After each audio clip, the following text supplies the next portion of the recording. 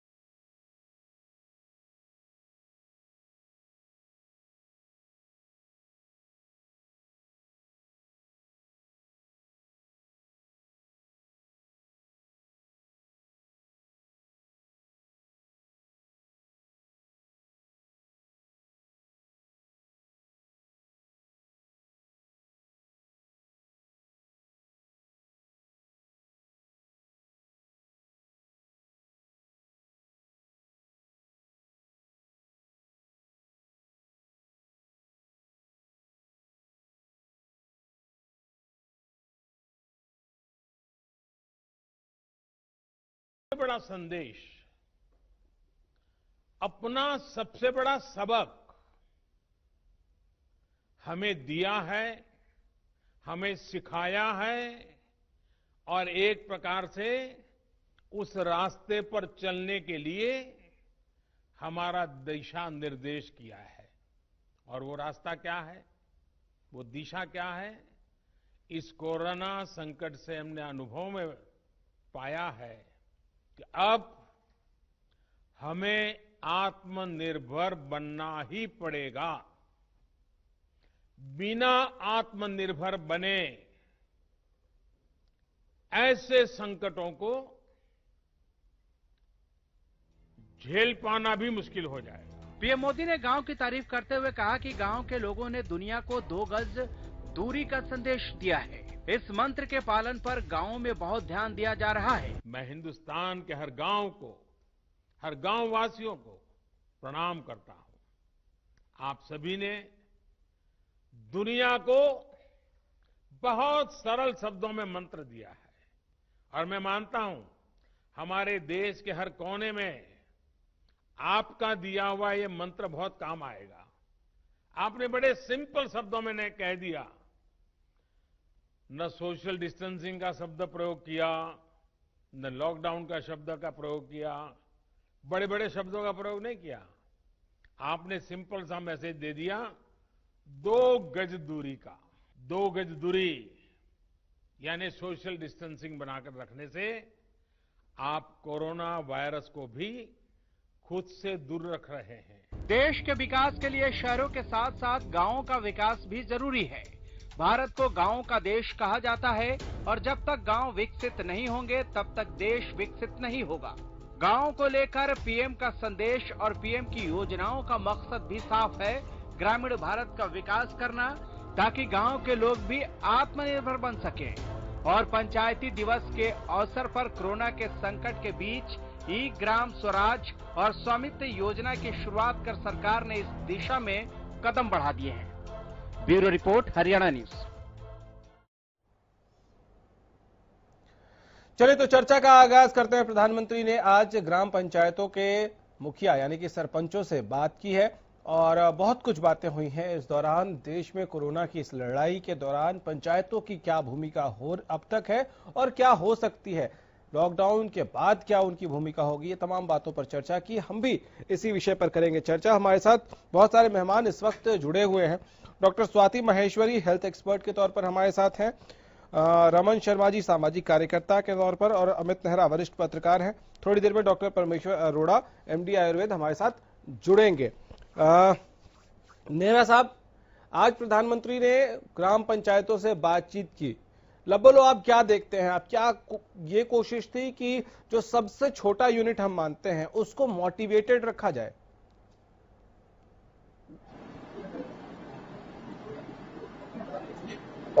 बिल्कुल करो। देखिए, अगर देखा जाए तो गांव आज भी काफी हद तक आत्मनिर्भर है। लॉकडाउन हमने देखा है, हम देख रहे हैं। अगर शहर को पूरी तरह सील कर दिया जाए, शहर के आदमी शहर में रहे और बाहर से कोई भी सामान अंदर ना आने दिया जाए, तो शहर का बुरा हाल हो जाएगा।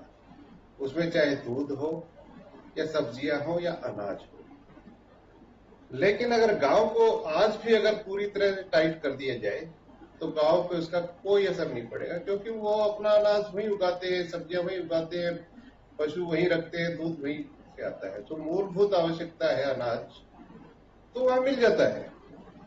तो ये बहुत अच्छी बात है कि गांव अभी भी आत्मनिर्भर है। दिक्कत क्या है? दिक्कत ये है कि इंडस्ट्रियलाइजेशन, औद्योगिकरण। शहरों में औद्योगिकरण हद से ज्यादा हो गया और गांव औद्योगिकरण से अछूते रह गए। तो इसका छोटा सा एक उपाय ये है कि जो कुटीर उद्योग है, जो छोटे छोटे उद्योग है, उनको बढ़ावा देना ताकि वो और ज्यादा प्रोग्रेस कर सके गांव। तो आज भी अगर सरवाइव करेगा तो गांव ही करेगा। अगर मान लिया ये लॉकडाउन ज्यादा लंबा खिंच गया तो शहर के आगे समस्या आने वाली है ज्यादा, क्योंकि यहाँ पे जो मजदूर है, जो वर्कर है, इंडस्ट्रियलिस्ट है, वो बर्बाद हो जाएंगे। लेकिन गांव के किसान पे क्या असर पड़ेगा, आप बताइए। तो संदेश साफ है कि गांव पहले भी आत्मनिर्भर थे, आज भी आत्मनिर्भर है और आगे भी आत्मनिर्भर रहेंगे। तो ये सबक है। प्रधानमंत्री जी बड़ा सही कह रहे थे कि ये सबक है। हमें चिंतन करना पड़ेगा कि गांव के बिना शहर जिंदा नहीं रहेंगे, कभी भी जिंदा नहीं रहेंगे। अगर इस तरह की चीजें रही तो क्या कोई शहर अपनी जो आवश्यकता है उसके अनुसार पूरी सब्जियां उगाता है अपने यहाँ? बिल्कुल नहीं। ना पशु है यहाँ पे। दूध हर एक को चाहिए, शहर को सब्जी हर एक को चाहिए, अनाज हर एक को चाहिए। तो देखिए, सीधी सी बात ये है। और गांव का अगर सोशल स्ट्रक्चर देखा जाए गौरव, तो ये था कि जो जातीय सिस्टम था वो काफी हद तक सेल्फ रिलायंस की तरफ था। मान लिया, देखिए, कारीगर अगर चाहिए तो वहां पे बढ़ई थे अपने, जो सिस्टम थे, नाई थे, जितने भी जो जातियां हैं, वो एक तरह से उस व्यवसाय में निपुण थी वो। और आप जो कह रहे हैं तो उसमें दिक्कत नहीं होने वाली। हमारे जो समारोह हुआ करते थे उसमें भी अगर आप देखें, जैसे शादी विवाह हो रहा है, तो उसमें से इनमें से कोई भी ऐसा नहीं था जिसके बिना कोई भी काम संपन्न हो जाए। उसमें ठाकुर यानी कि नाई की जरूरत पड़ती थी, उसमें बढ़ई की जरूरत पड़ती थी, कुम्हार की जरूरत पड़ती थी, माली की जरूरत पड़ती थी, हर कैटेगरी की जरूरत पड़ती थी और अभी भी पड़ती है गांव में। तो गौरव, वो जो सामाजिक ताना बाना था, अब वो एक जबरदस्त ताना बाना था। हालांकि वो छिन भिन होने लग गया अब, जो निहित स्वार्थी तत्व हैं, लेकिन अब भी वहां पे प्यार है। देखिए, हर आदमी का एक वहां पे एक रैंक है, उसके बिना काम नहीं चल सकता। हालांकि दिक्कत ये आ गई, इंडस्ट्रियलाइजेशन हुआ तो इनके बेचारों के रोजगार छिन गए। भाई, नई नई चीजें आ गई, प्लास्टिक ने जगह ले ली। जो लोहार है, लोहे का काम करते थे, उनकी जगह स्टील आ गया, और कुछ आ गया, एल्यूमिनियम आ गए। तो ये चीजें क्या है कि सारी चीजें छिन्न भिन्न होती चली गई। वो बेचारे रोजगार के लिए मारे फिर रहे हैं, बेरोजगारी जो है वो बहुत ज्यादा है।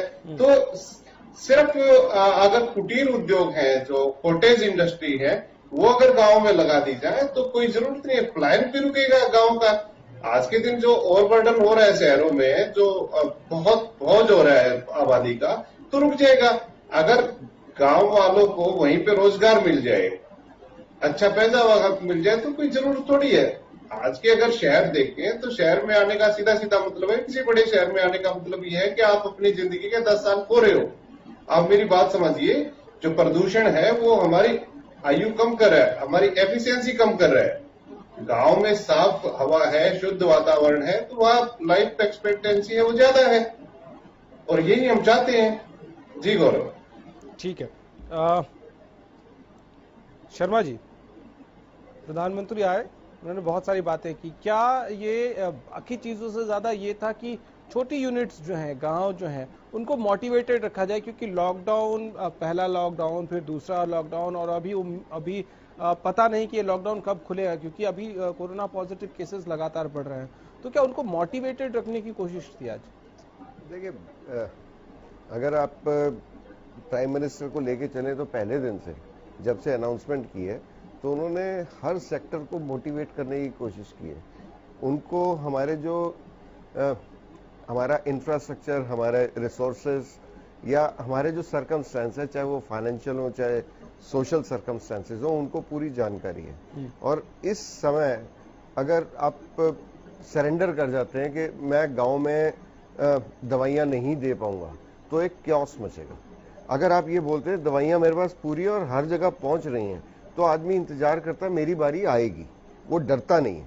तो एक जो ये मैसेज था कि आप सक्षम हैं, आप दूसरों को सप्लाई दे रहे हैं, तो वो अपने आप में एक मैसेज था और एक फील आती है कि यार मैं तो खुद दूसरों को सप्लाई कर रहा हूं, मैं दूसरों के लिए संबल बन के खड़ा हूं। तो उससे एक हो सकता है किसी गांव के अंदर बहुत सारी चीजों की कमी हो, पर वो गांव वाले भी आज अपने आप को देश से जुड़ा हुआ मान रहे होंगे, सक्षम मान रहे होंगे कि हम देश इस समय जब आपातकाल की स्थिति सी है तो उस समय हम देश के साथ खड़े हैं और देश को सहयोग कर रहे हैं। तो ये जो मैसेज है इससे मनोबल बढ़ेगा। ठीक है डॉक्टर स्वाति, कल की डिबेट में आपने एक बहुत इंपॉर्टेंट पॉइंट रेज किया था कि अभी घर में हैं सब लोग, और इस समय बच्चों की जो हम जानते हैं हैबिट्स बिगड़ गई थी कि मुझे पिज्जा चाहिए, मुझे बर्गर चाहिए, मुझे फास्ट फूड चाहिए। उसको पेरेंट्स के पास मौका है कि उसको कर्टेल करके उनको घर का खाना खाना सिखाया जाए। लेकिन इससे ज्यादा अगर आज के कॉन्टेक्स्ट में इसको अगर हम जोड़ने की कोशिश करें तो क्या ये मौका उसी तरह से जिस तरह से घर के यूनिट के साथ आप कह रहे हैं कि फास्ट फूड खाना बच्चों का कम हो जाएगा, उसी तरह गांव शहरों में जो लोग हैं उनको ये समझ में आए कि हमारी जरूरतें, बेसिक जरूरतें क्या है। हम हमेशा ये भी चाहिए, वो भी चाहिए, वो भी चाहिए छोड़ के बेसिक जरूरतों की तरफ फोकस कर सकते हैं। बिल्कुल, बहुत अच्छी बात बोली है आपने गौरव। और कहीं ना कहीं इस वायरस ने सारे समाज को, हम मनुष्यों को, हमारी रफ्तार को रोककर हमें सोचने के लिए विवश करा है कि हम लोग जिस रेस में भाग रहे थे, ना हम प्रकृति की तरफ देख रहे थे, ना हम अपने रिलेशनशिप्स की तरफ देख रहे थे, ना हम अपनी हेल्थ की तरफ देख रहे थे, ना हम अपने आसपास के लोगों की तरफ देख रहे थे। बस हम एक बेतहाशा दौड़ में दौड़े जा रहे थे। तो अब शायद वो समय आ गया कि हमें पीछे मुड़कर देखना होगा कि क्या हम पीछे छोड़ आए, और पीछे जो हमारे संस्कार थे, जो हमारे अच्छे हैबिट्स थे, जो हमारे तरीके थे जीवन जीने के, हम उनके ऊपर से भागते जा रहे हैं और उनको हम छोड़ते जा रहे हैं। वो शायद अब हमें वापस अपनाने जरूरी होंगे। और उसी में शायद कहीं ना कहीं ये गांव की बात भी आती है कि देखिए वहां पर भी लोग, बहुत सारे लोग बाहर आ गए, माइग्रेंट्स बन गए। वहां का भी अगर आप देखें तो जो पहले जैसा कल्चर था रहने का वो चेंज हो गया है। ना केवल शहरों में चेंज हुआ है, गांवों में भी अगर अब आप देखें तो रहन सहन बदल रहा है। और कहीं ना कहीं इन सभी चीजों की जो एक कहीं ना कहीं जड़ है, ये सब चीजें भी जो हमारी चेंज हो रही है। देखिए अब हमारा इम्यूनिटी लेवल कुछ रह ही नहीं गया है। हम लोग अब जंक फूड खाते हैं, भागते रहते हैं, कोई रूटीन नहीं है, कुछ नहीं। और आज क्योंकि हमारा इम्यूनिटी लेवल नहीं है, इसी वजह से आज देखिए कोरोना वायरस पूरे विश्व में अपना कहर फैला पा रहा है। अगर हम लोग का इम्यूनिटी लेवल अच्छा होता, और अगर आप देखें गौरव तो पहले जो हमारे बुजुर्ग होते थे वो इतना, जिस तरह का वो खाना खाते थे, जिस तरह का वो जीवन जीते थे, वो दीर्घायु होते थे, उनमें बीमारियां बहुत लेट जाकर के होती थी और कितने स्वस्थ रहते थे वो लोग। और अगर उनको दौड़ाएं और हमें दौड़ाएं तो आज भी वो जीत जाएंगे, हम हार जाएंगे। तो जो हमारा लाइफस्टाइल हो गया है वो इतना खराब हो गया है कि हम लोग अब इस तरह के कोरोना वायरस जैसे एक वायरस से भी नहीं लड़ पा रहा है हमारा शरीर। तो ये एक सोचने की बात है कि क्या हमने बहुत ज्यादा खिलवाड़ कर लिया है अपने शरीर के साथ? क्या हम लोग का रूटीन जो है, हमारे खाने पीने का स्टाइल जो है वो इतना ज्यादा हमने चेंज कर लिया है कि आज हम लोग इस कगार पर खड़े हैं? तो हमें शायद पुराने अपने संस्कारों की तरफ जाने का समय है, हमें सोचना चाहिए।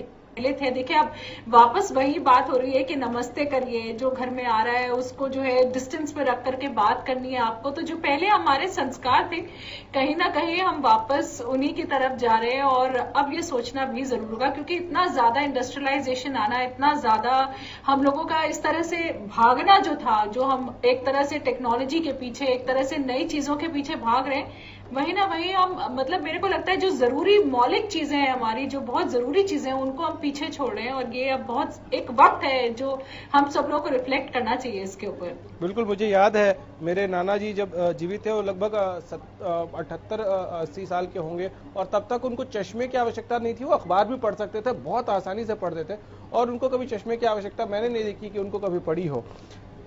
खैर, अच्छा नेहरा साहब, आपने कुटीर उद्योग का जिक्र किया था, तो क्या ये वक्त जब हम देख रहे हैं कि सैकड़ों हजारों की संख्या में माइग्रेंट्स जो लेबर्स हैं वो अलग अलग जगहों पर फंसे हुए हैं, शेल्टर होम्स में हैं, और उनके फैमिली के लोग गांवों में या छोटे शहरों में जहां भी हैं, वो इस बात को लेकर टेंशन में है कि हमारा बच्चा वहां फंसा हुआ है। हर रोज वो, हालांकि फोन आजकल सबके पास उपलब्ध है तो बात करते हैं, तो क्या ये उस सोच की तरफ भी, अगर हम पॉजिटिविटी इससे देखें, तो क्या ये उस सोच की तरफ भी लेके जाएगा इन फैमिलीज को, उन मजदूरों को, यार घर पे रहते, गांव पे रहते, भले मधुमक्खी पालन कर लिया होता, फूल उगा लिया होता, कैश क्रॉप उगा लिया होता, फूड प्रोसेसिंग कर ली होती, थोड़ी मेहनत कर ली होती, तो हम घर पे रहते इस वक्त। और ये ठहराव क्या उस दिशा में सोचने के लिए इन लोगों को मजबूर कर सकता है? बिल्कुल, ये बिल्कुल आत्मचिंतन का दौर है।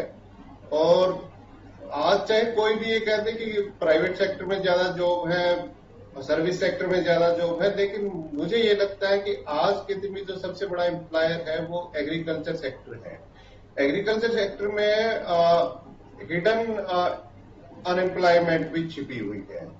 आज के दिन मैं सबसे बड़ी आपको एक रोचक तथ्य बताना चाहता हूं कि शहर में लोगों को रोजगार नहीं मिल रहा है, वर्कर्स को रोजगार नहीं, क्योंकि कारखाने बंद हैं, फैक्ट्रियां बंद हैं, कंपनियां बंद हैं, ऑफिसेज बंद हैं। और गांव में इसका उल्टा हो रहा है, क्योंकि रबी का जो सीजन है, कटाई का सीजन चरम पे है, पीक पे है, यहाँ पे मजदूर नहीं मिल रहे हैं, मांगे से नहीं मिल रहे हैं। कितने ही मजदूर लगा लो गांव में तो आज के दिन, तो गांव वाले मजदूरों के लिए मारे मारे फिर रहे हैं, मजदूर शहरों में अपनी मजदूरी के लिए मारे मारे फिर रहे हैं। तो ये चीजें जो है ये एक चीज को रेखांकित करती हैं कि आपकी जो रोजगार है, हालांकि ये टाइम बीइंग के लिए है, महीना एक और चलेगा जो रोजगार दे सकेगी कृषि, लेकिन उसके बाद क्या है कि फिर खालीपन आ जाएगा गांव में, क्योंकि जुताई हो जाएगी या फिर खाली छोड़ दी जाएंगी जमीन है, उसके बाद रोजगार का साधन नहीं रहेगा। तो जो बीच की जो गैप है उसको फिल करने के लिए आपने बिल्कुल सही कहा कि हॉर्टिकल्चर हो सकता है, मधुमक्खी पालन हो सकता है, छोटी छोटी जो कुटीर उद्योग है उनको हम बढ़ावा दे सकते हैं। और देखिए सबसे बड़ी बात जो गौरव आज के दिन क्या है कि एक नया कंसेप्ट जो चला है, जो अपने हेल्थ एक्सपर्ट हैं वो भी ये कह रहे हैं कि हमें जैविक कृषि की तरफ कदम बढ़ाने होंगे। आप मेरी बात समझे, जैविक कृषि। और 1960 का जो दशक था उस समय क्या उस समय क्या था कि भारत के पास खाने के लिए अनाज नहीं था, हम आयात करते थे अनाज का। तो सेल्फ रिलायंस की तरफ जब कदम बढ़ाया कि हमें आत्मनिर्भर होना होगा, हमें अपना अनाज यहीं पे पैदा करना होगा, तो हरित क्रांति आई थी, ग्रीन रेवोल्यूशन। ग्रीन रेवोल्यूशन आने से क्या हुआ कि जो यील्ड थी, जो उत्पादन था अनाज का, वो 3 गुना, 4 गुना, 5 गुना, 10 गुना तक हो गया एक एकड़ में। जहां पे मान लिया 5 मन कोई अनाज होता था तो 50 मन तक होने लग गया। उसके होने के पीछे कारण क्या थे कि पेस्टिसाइड का यूज हुआ और जो कृत्रिम खाद है उसका प्रयोग हुआ, उससे उत्पादन तो बढ़ गया, लेकिन क्या है कि क्वालिटी ऐसी खराब होगी, दूषित हो गया अनाज, उसके खाने से cancer, kidney failure, liver failure, सब कुछ जो बीमारियां हैं हमें जहर खाने को मिलने लग गया। अनाज तो हमारा पूरा हो गया। तो आज के दिन कंसेप्ट क्या हो गया कि हम वापस जैविक खेती की तरफ चलें। तो ये चीजें हैं, तो इन चीजों की तरफ भी ध्यान देके तो हम रोजगार को बढ़ा सकते हैं, उस पर पैसा भी खूब मिलता है। पहले ये दिक्कत ये थी, मान लिया कोई अगर इन चीजों का, पेस्टिसाइड्स का इनका यूज ना करे तो उसकी कीमत भी उतनी मिलती है जितनी पेस्टिसाइड करने वाले को, यूज करने वाले को मिलती है। लेकिन आज के दिन अगर क्या है कि आप अपनी एक साख बना लेते हैं, सर्टिफाइड हो जाते हैं, तो आप अच्छा ऑर्गेनिक भी कमा सकते हैं, बहुत महंगा मिलता है, लाभ का भी फायदा हो सकता है। तो ये बहुत सारी चीजें हैं। इसके लिए क्या है कि एक इंटीग्रेटेड प्लान बनानी पड़ेगी पूरे देश को। हमारे जो नेतृत्व है देश का, उसको केंद्रीय नेतृत्व को, सरकारों की भी, राज्य सरकारों को भी उसमें मदद देनी पड़ेगी, किसानों की मदद देनी पड़ेगी। तो ये एक हो सकता है कि बेटरमेंट की तरफ कदम हो जाए, अच्छा होगा। ठीक है शर्मा जी, क्या इसको एक अपॉर्चुनिटी की तरह देख सकते हैं कि इस वक्त ये रियलाइजेशन लोगों को भी हो गई हो, जो लोग ठीक है शेल्टर होम्स में खाना अच्छा मिल रहा है लेकिन अपनी फैमिली को तो वो मिस कर ही रहे होंगे, अपने गांव को मिस कर रहे होंगे, गांव में जो लोग बैठे हैं उनके बिना वो जरूर ये मिस कर रहे होंगे कि हमारा बच्चा, मजदूरों को छोड़िए, मैं यहाँ हूँ और मेरी फैमिली के लोग रोज फोन करके पूछते हैं ठीक तो हो, ठीक तो हो, उनका कंसर्न बहुत ज्यादा है। तो क्या ये एक रियलाइजेशन का वक्त भी है कि लोग ये सोचे कि यार अगर गांव में ही कुछ ऐसा धंधा हो और सरकार अगर इस वक्त कोशिश कर ले तो जैसे ही लॉकडाउन खत्म होता है या धीरे धीरे जैसे ही ये चीजें दुरुस्त होती हैं तो मछली पालन, मुर्गी पालन, जैविक खेती या कैश क्रॉप्स गांव में उगाना, मधुमक्खी पालन, कुटीर उद्योग, लघु उद्योग, इन सबको बढ़ावा दिया जा सकता है क्योंकि लोग मेंटली प्रिपेयर्ड होंगे उसके लिए। आप ईमानदारी की बात कर रहे हैं, आज भी जो हमारे पॉलिटिशियंस हैं वो ईमानदार नहीं है। हम 1947 से आज, उस टाइम रिफ्यूजी शब्द इस्तेमाल होता था और आज प्रवासी शब्द इस्तेमाल होता है। इसके बीच में जो भी 70-75 साल निकले हैं, भारतीय कहीं नहीं आया। दूसरा, हमारी कोई प्लानिंग नहीं है कि पॉलिसी बहुत सारी है पर कोई प्लानिंग नहीं है कि हम गांव के अंदर स्मॉल स्केल सेक्टर को ले जाके और उसको इस्टेब्लिश कर दें। इंफ्रास्ट्रक्चर गांव में एक यूनिट लग जाएगा, 2 यूनिट, 10 यूनिट लग जाएंगे, पर उनके पास अच्छे हॉस्पिटल नहीं है, उनके पास अच्छे एजुकेशनल इंस्टीट्यूशंस नहीं है, उनके पास साइंटिफिक सेंटर्स नहीं है। मतलब ऐसी बहुत सारी चीजें हैं जो होनी चाहिए, चाहे वो आप उसको भी स्मॉल स्केल लेवल पे ले जाइए, वो नहीं है। उसके लिए आज भी 40, 50, 60 किलोमीटर का सफर तय करना पड़ता है। और बहुत सारे, अगर आप यूपी तो बिहार में, अचानक तो रातों रात नहीं हो जाएगा ना। नहीं, इसको अगर गांव में ये समय है, अगर गांव में आपका समय है, लोगों के पास, लोग गांव में ही रहने लग जाएं और वहीं अपना कुटीर उद्योग धंधा शुरू करें, उनके पास भी पैसे हो, तो मान लीजिए आप अगर इमेजिन कर रहे हैं कि कोई बहुत बढ़िया हॉस्पिटल हो या बहुत बढ़िया स्कूल हो तो उसमें पैसे भी ज्यादा लगेंगे, तो उसके लिए गांव वालों के पास पैसे होने चाहिए। नहीं, गांव वालों के पास नहीं, उसके अंदर सरकार को ईमानदारी से काम करना पड़ेगा। अभी जो हेल्थ सेंटर है उसकी बिल्डिंग तो है, डॉक्टर नहीं है। दिक्कत ये है, आपको इंफ्रास्ट्रक्चर उनको देना पड़ेगा। अगर आप ये चाहते हैं कि कुटीर उद्योग वहां बन के और चले, वो आदमी वहां रहे, वो क्या करता है, 4 पैसे आते हैं तो वो बड़े शहर की तरफ भागता है कि मैं अपना बिजनेस वहां शिफ्ट करूंगा। समस्या ये है, अगर बिहार यूपी से आपको नॉर्थ इंडिया में आपको सिर्फ मजदूर नहीं चाहिए, आपको ब्यूरोक्रेट्स भी चाहिए। ब्यूरोक्रेट्स आके दिल्ली में बैठते हैं, सबसे ज्यादा बिहार से आ रहे हैं। तो ऐसे ही इंडस्ट्रियलिस्ट भी आए, ऐसे ही सर्विस सेक्टर के अंदर भी आए, पूरे कंट्री से आए और यहाँ के लोग दूसरे पार्ट्स में जाएं। जैसे पंजाब का जो ट्रांसपोर्टर है वो आपको असम में भी मिलेगा, महाराष्ट्र में भी मिलेगा। क्यों? क्योंकि एक्सेप्टेबिलिटी है और वो उस सेक्टर में जा रहा है। आपको पंजाब का किसान जो है वो महाराष्ट्र में नहीं मिलेगा। आपको ये ट्रांसफर जो है, आपको जो पंजाब के अंदर टेक्नोलॉजी है वो महाराष्ट्र में या जहां पे फसल नहीं आ रही है वहां पे देनी पड़ेगी। आप देखिएगा ये सेक्टर चल पड़ेंगे, ये दौड़ेंगे, पर इंफ्रास्ट्रक्चर चाहिए। अगर आप इंफ्रास्ट्रक्चर आज दे देंगे तो ये सारे जो एरियाज हैं डेवलप करेंगे। करनाल आपका एजुकेशन सेंटर है, क्या किसी कंट्री में किसी को पता है कि आपके जो बेस्ट साइंटिस्ट हैं वो वहां से निकल रहे हैं, आपके डॉक्टर्स वहां से आ रहे हैं। एक छोटे से शहर, हरियाणा का जो शहर है गुड़गांव, वर्ल्ड फेमस है। करनाल के बारे में बहुत कम जानते हैं, उसी जो उस फील्ड से रिलेटेड लोग हैं वही जानते हैं। आप बताइए, आप सिरसा को क्यों नहीं खड़ा कर रहे हैं? आप सोनीपत, वहां पे राइस स्पोर्ट्स स्कूल है, आपके कितने बच्चे वहां से निकल रहे हैं? आप खड़ा कीजिए। ये नर्सरीज जो हैं ये आपको पैसा कमा के देंगी, जो गांव में लोग बैठे हैं, जो स्पोर्ट्स को आगे लेके जा सकते हैं या उसको बिजनेस बना सकते हैं। ये एक पैसा कमाने का जरिया बन सकता है। आप कपिल देव का नाम कैश कर सकते हैं, आपने उनको वाइस चांसलर बनाया है, आप और भी जगह ये खोलिए। ठीक है डॉक्टर स्वाति, क्या आप भी इसको एक अपॉर्चुनिटी की तरह देख रही हैं? आपको लग रहा है कि इस वक्त जो लोग प्रवासी मजदूर जिनको हम कह रहे हैं, वो जो जहां जहां शेल्टर होम्स में बैठे हैं, उस वक्त जब वो अभी आत्मचिंतन कर रहे होंगे तो वो ये सोच रहे होंगे कि यार अगर घर पे रह गए होते, मधुमक्खी पालन कर लिया होता, मछली पालन कर लिया होता, फूल उगा लिया होता, फूड प्रोसेसिंग कर ली होती, तो अभी कम से कम फैमिली वालों के साथ होते।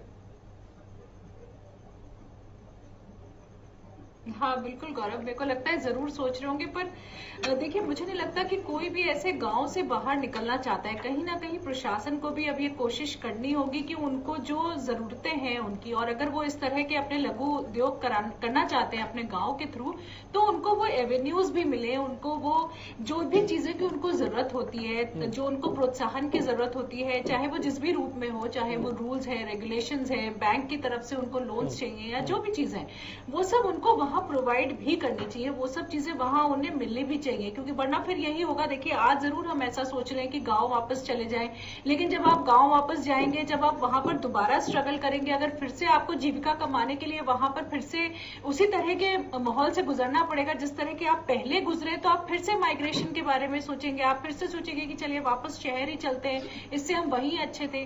तो कहीं ना कहीं मुझे लगता है कि वो एवेन्यूज भी प्रशासन को उनको प्रोवाइड करने पड़ेंगे। और देखिए एक बहुत अच्छा समय भी है ये, अभी सारा विश्व जो है वो चाइना से किससे रोष में है, हर कोई यही सोच रहा है कि इन लोगों ने वायरस फैलाया, और जिस तरह की उनकी अभी नीतियां हैं, बहुत सारी कंट्रीज ये सोच रही है कि वो आगे चाइना के साथ बिजनेस नहीं करना चाहती, और ऐसे में भारत एक बहुत बड़ी अपॉर्चुनिटी भी है हमारे लिए। ये समय भी है कि हम लोग इस तरह के अपने अंदर इंडस्ट्रीज को ग्रो करें, नए नए तरह के हम लोग उद्योग सामने लाएं, ताकि हम विश्व में अपना जो हमारा जो एक्सपोर्ट है उसको हम अच्छा कर सकें, लोग हमारे यहाँ मैन्युफैक्चरिंग यूनिट्स लगाएं। बहुत सारी कंट्रीज हैं, देखिए जापान वगैरह भी सोच रहे हैं कि वो चाइना से अपने मैन्युफैक्चरिंग यूनिट्स को हटा लें, और वो जगह ढूंढ रहे हैं। और ऐसे में भारत एक बहुत अच्छा विकल्प है अभी सभी के सामने, क्योंकि हमारे यहाँ वेजेस इतने ज्यादा नहीं है, हमारा वर्कफोर्स अच्छा है, और जिस तरह से अभी भारत की छवि भी उभर कर आई है, हर कोई देख रहा है कि भारत किस तरह से कोरोना वायरस से लड़ रहा है, और हमारे अब फॉरेन पॉलिसीज भी इतनी अच्छी हैं, हमारे जो प्रधानमंत्री जी हैं उनके भी रिलेशनशिप्स इतने अच्छे हैं बाहर। तो ये बहुत अच्छा समय है मेरे ख्याल से भारत के लिए कि हम आने वाले समय में अपने आप को एक बहुत अच्छे उद्योग की तरह से और बहुत अच्छे ऐसे मेरे ख्याल से एवेन्यू की तरह से विश्व को दिख सकते हैं कि ये कंट्री है जहां पर हम लोग अब अपना मैन्युफैक्चरिंग यूनिट्स लगा सकते हैं, जहां से हम बिजनेस कर सकते हैं। लेकिन वहीं पर मुझे लगता है प्रशासन को भी वो सारी चीजें मुहैया करानी पड़ेंगी। अगर हम ये मान के चल रहे हैं कि हमारे किसान भाई गाँव में ही रह करके अपने उद्योग को बढ़ाएं, अपने वहीं पर ये सब चीजें करें, तो हमें उनको वो सपोर्ट भी देना होगा। आपका ये जो पॉइंट है आ जाएगी जो पहले थी मेरे ख्याल से। आपका ये जो पॉइंट है, इसी पॉइंट से जुड़ी कुछ और चीजें जो मेरे जहन में चल रही हैं उस पर भी करेंगे चर्चा, लेकिन एक छोटे से ब्रेक के लिए यहाँ रुकना होगा। एक छोटा सा ब्रेक के उस पार ये समझने की कोशिश करेंगे कि प्रधानमंत्री ने पंचायतों से बात तो कर ली, लेकिन क्या कुछ और करने की जरूरत है जिनसे ये पंचायतें और मजबूत हो सके। बहुत छोटा सा ब्रेक।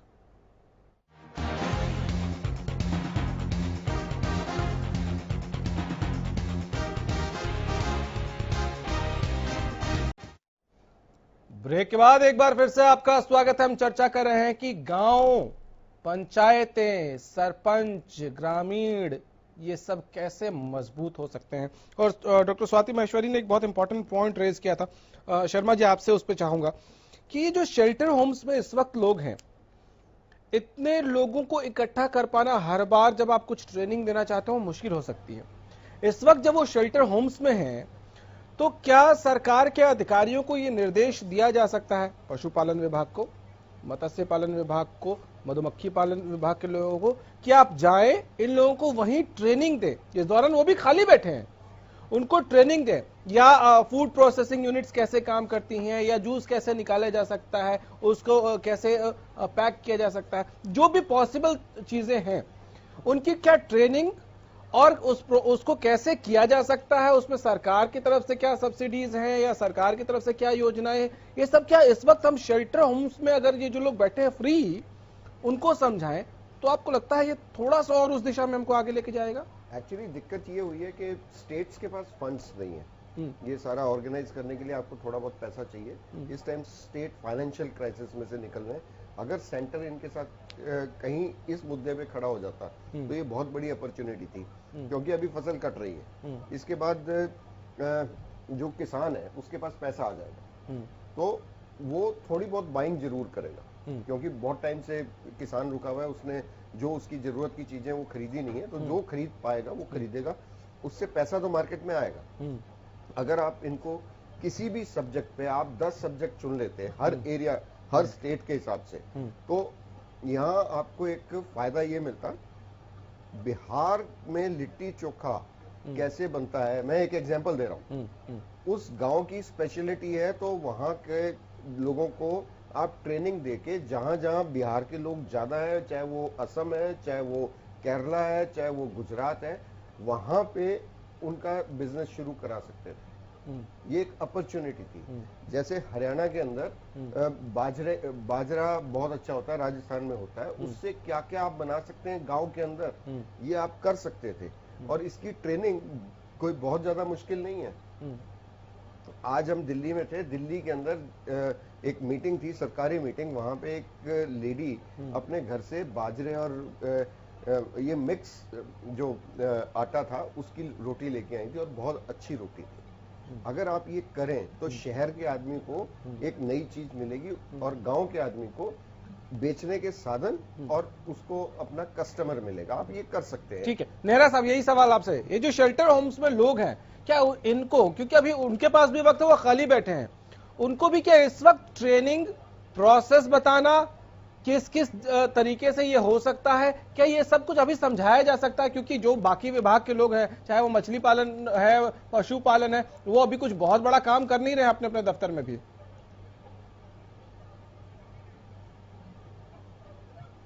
नेहरा साहब, गौरव, मैं एक उदाहरण देना चाहूंगा। जब वर्ल्ड वॉर चल रहा था तो ब्रिटिश जनरल था, जनरल रोमेल, आपने नाम सुना होगा, काफी प्रसिद्ध जनरल था। तो उसकी जो टुकड़ी थी वो मिस्र में लड़ रही थी, अफ्रीका में।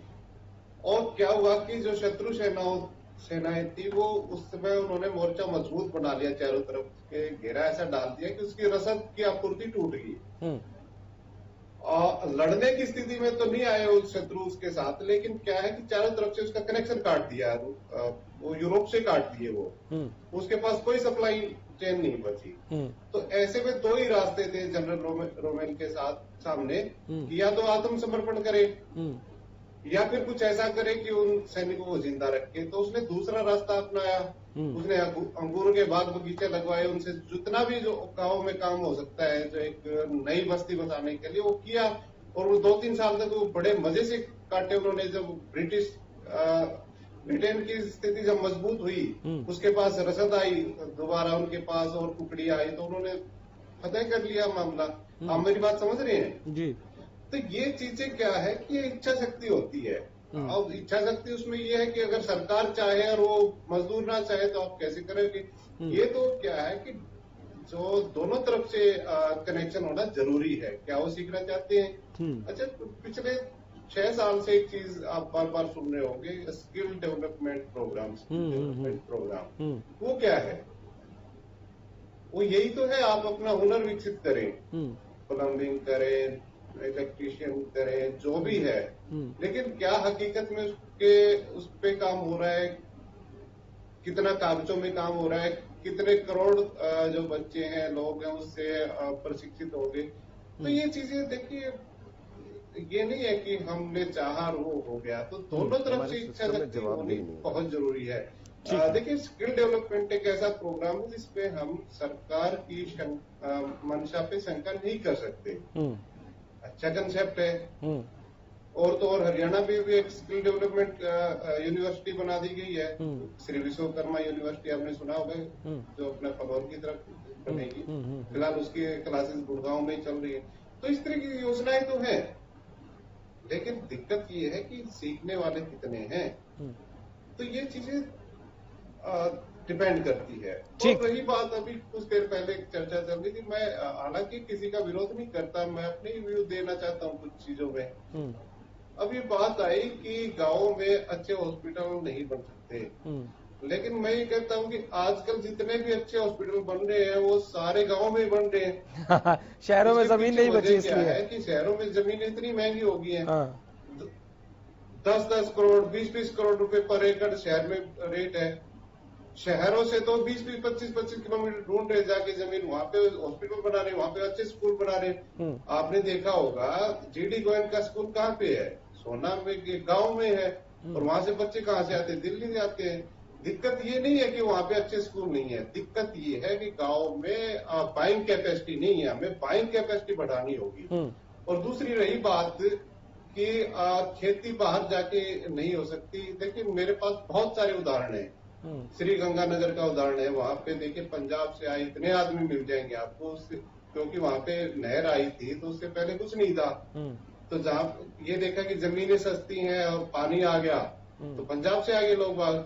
उत्तराखंड आप देख लीजिए, उत्तराखंड में उधम सिंह नगर जो है वो प्योरली पंजाब वालों का है। वहां पे इतने वो मिल जाएंगे सिख भाई जो खेती करते हैं, उनके बड़े बड़े फार्म हाउस हैं। आप छत्तीसगढ़ का उदाहरण देख लीजिए, हरियाणा से कम मैं 1000 फैमिली ऐसी जानता हूं जो वहां पे जाके शिफ्ट हुए हैं पिछले 15-20 साल में। वजह क्या थी इन तीनों विस्थापनों में? कि वहां पे जमीनें सस्ती थी। अगर कहीं भी जमीन सस्ती मिलेगी या फ्री जैसी मिलेगी तो किसान वहां चला जाएगा, उसमें कोई दिक्कत नहीं है, विस्थापित होने में कोई दिक्कत नहीं है। बशर्ते वहां पे एक कहावत मशहूर है गांव में कि किसान को तो जमीन मिलनी चाहिए आसान से, चाहे वो चांद पे मिल जाए, अगर रास्ता हो तो वह चांद पे भी जाके खेती कर लेगा। दिक्कत वो नहीं है कि किसान नहीं जाना चाहता है, नहीं जाएगा। उसको अगर अच्छा एटमोस्फियर बनेगा तो क्यों नहीं जाएगा, कहीं भी जाएगा। ठीक है, लैंड ऑर्डर अगर ठीक होगा तो वहां भी चला जाएगा। ठीक है, कोई इशू नहीं है। इशू ये है कि सरकार कैसे हेल्प करे उनकी। ठीक है, डॉक्टर स्वाति हमारे साथ जमीन देते तो विस्थापन हो सकता है। ठीक है, नेहरा साहब आऊंगा आपके पास। ग्लोबल विलेज है आज के दिन। हाँ, तो बात यह है कि हमें ये सोचना पड़ेगा कि गांव की जो बाइंग कैपेसिटी है उसको कैसे इंक्रीज किया जाए, कैसे बढ़ाया जाए। उसके लिए सबसे बड़ी बात यह है कि ब्लेसिंग एंड डिस्गाइज भी है आज की जो मामला है, जो हिंदी में कहते हैं उसको कुबड़े को लात लगना। अब क्या है कि धीरे धीरे जो इलेक्ट्रॉनिक जो मामला आया है, ये सारा ई प्लेटफॉर्म, तो उसका बड़ा अच्छा यूज कर सकती है सरकार और किसानों के बीच में। वो अपना उत्पाद इलेक्ट्रॉनिक माध्यम से बेचे अपने इलेक्ट्रॉनिक प्लेटफॉर्म पे, वहां पे इलेक्ट्रॉनिक मंडियां बनाए सरकार।